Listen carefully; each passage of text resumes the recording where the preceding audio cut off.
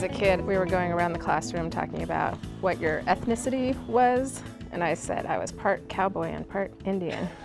And I think it came from watching a little too many John Wayne reruns with my dad, but my dad's family actually homesteaded land in Wyoming, and they were ranchers and educators. And then my mom grew up on the Cattaraugus Reservation, and Seneca is the first language of my grandparents. Artist Marie Watt makes work that embraces both sides of her heritage. Her art explores the connections that tie us together: family, community, and memory.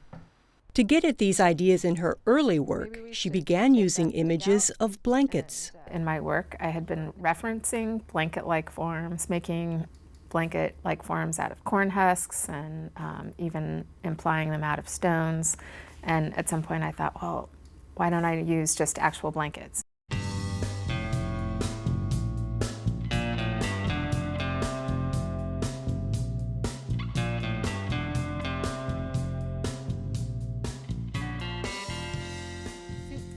When Marie started collecting blankets for her work, she quickly discovered that these common objects often came with powerful histories. People would come to my house and they would say, oh, I used to have a blanket like that. And they would launch into a story. And so the blanket was almost like this marker for memory and story. And I think part of it is just because it's such a tactile, kinesthetic material. Cloth is a central part of our daily experience in our lives, but it's also a material that's loaded. Everybody who gives Marie a blanket gives her their blanket story as well. My grandma Mary made this blanket with scraps of fabric left over from clothes she made for her daughters. We found this blanket stuffed into the upholstery of an old chair. We think it's 70 years old. Our hope is that if anyone can give it dignity in its decline, an artist can.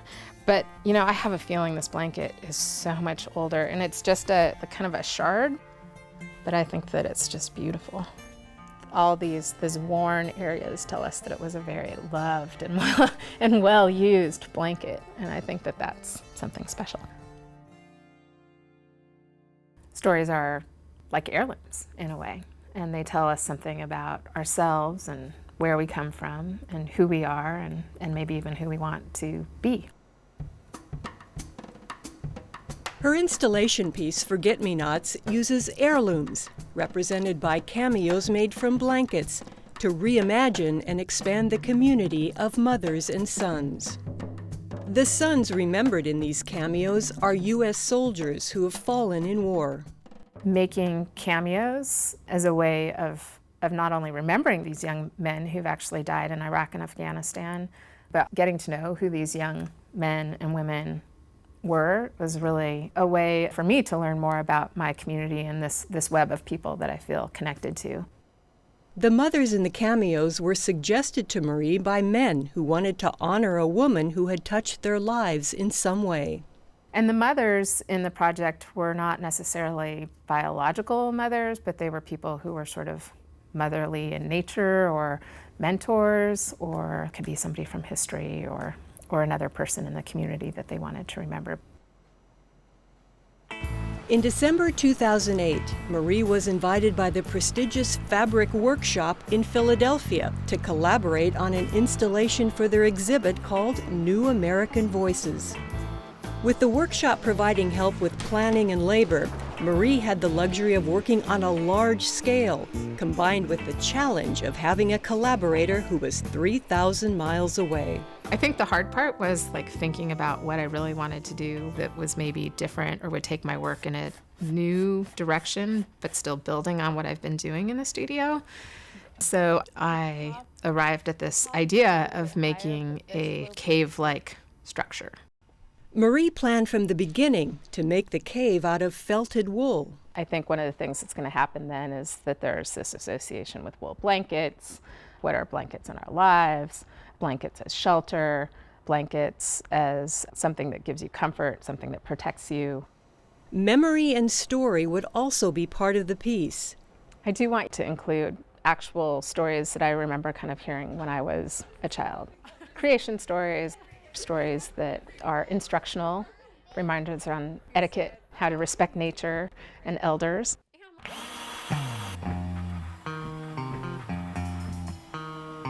Marie's idea for the installation takes shape as she works. She collects images, makes sketches, experiments with materials, and builds models. This mock-up will basically start to give us some sense of like how this cave is going to come together, how we might be able to make the armature for it. This isn't really the armature, of course, because it's too flimsy. It's just made out of lath, but it can start to give us a sense of scale and proportion. As Marie's ideas for the piece come together, her everyday life as a mom sneaks into the mix.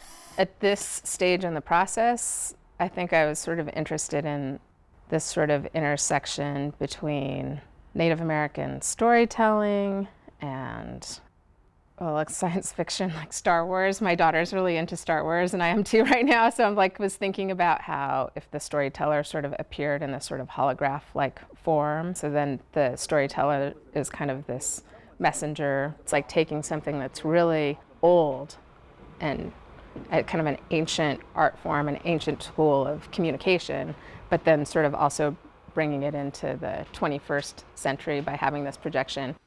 The cave will consist of 2 rooms. The first, a kind of entryway, decorated with images inspired by petroglyphs. So this is the entrance to the cave, and then there's a wall here where there'll be petroglyphs, some handprints. A hand often kind of is an indication of a signature, and using the hands as a way of identifying people who've helped with the project. They also almost felt like somebody watching over you, kind of the sign of a blessing or something like that. Again, here, this arch isn't very descriptive yet, but you'll also kind of duck to get into this next chamber. There will be stalagmites and stalactites hanging probably from the ceiling. The walls will actually have felted blanket element too, and probably come in so it doesn't feel like it's a cave around a wall, but kind of its own structure. It's going to be a pretty intimate space. The one element that I'm really still trying to figure out is where the projection will be.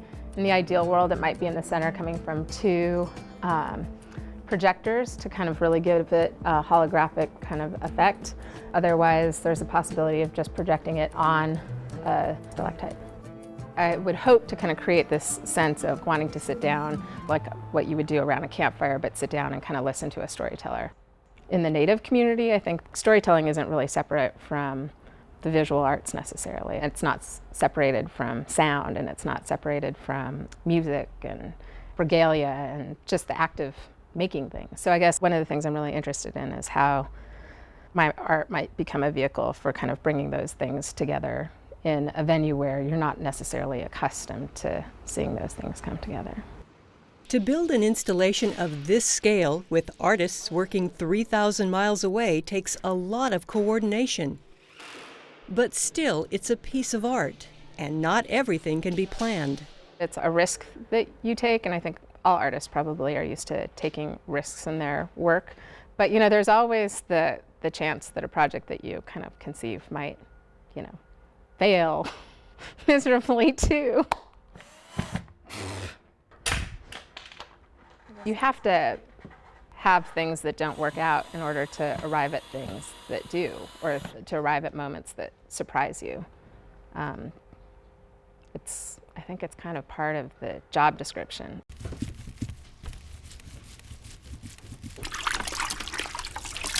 The job today is felting, a lot of it. So as she does on many of her large projects, Marie calls her friends, this time for a felting circle. No experience necessary. I like to introduce people to felting carrots as a first felting project because it's really simple to do.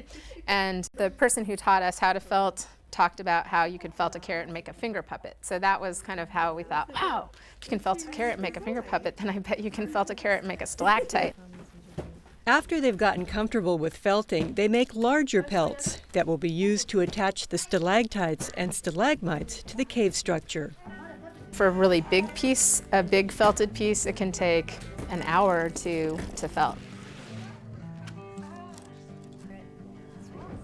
The biggest carpet-sized pieces are made at the fabric workshop, and they take an entire day to felt. These pieces will become the walls, floor, and ceiling of the cave.